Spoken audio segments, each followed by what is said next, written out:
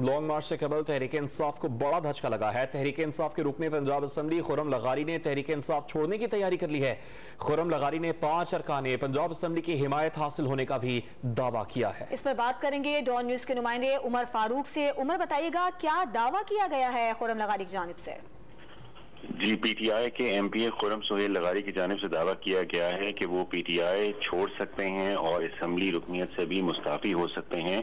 और वो ये भी दावेदार हैं इस बात के कि उनके साथ 5 जो हैं एमपीए शामिल हैं और उनका ये कहना है कि लॉन्ग मार्च पर उनको एतमाद में नहीं लिया गया और दीगर जो हैं उनके तहफ़्फ़ुज़ात हैं पार्टी के साथ, लिहाजा वो पार्टी जो है वो छोड़ सकते हैं। लेकिन इस बात की उन्होंने तस्दीक नहीं की अभी तक कि वो पार्टी कब छोड़ेंगे या असम्बली से इस्तीफा कब देंगे। इसके साथ साथ अगर खुर्रम लगारी के थोड़े से बैकग्राउंड पे बात की जाए तो इससे कबल भी वो 2 बार पार्टी से अलहदगी इख्तियार कर चुके हैं और जहांगीर तरीन ग्रुप का हिस्सा रह चुके हैं। जब उस्मान बुज़दार के खिलाफ तहरीक चलाई जा रही थी उनको वजीर आला से हटाने के लिए, लेकिन जब परवेज इलाही की नामजदगी हुई वजीर आला पंजाब के लिए तो फिर खुर्रम लगारी जो है वो दोबारा पार्टी में वापस आ गए थे। जी, बहुत शुक्रिया आपका उमर फारूक।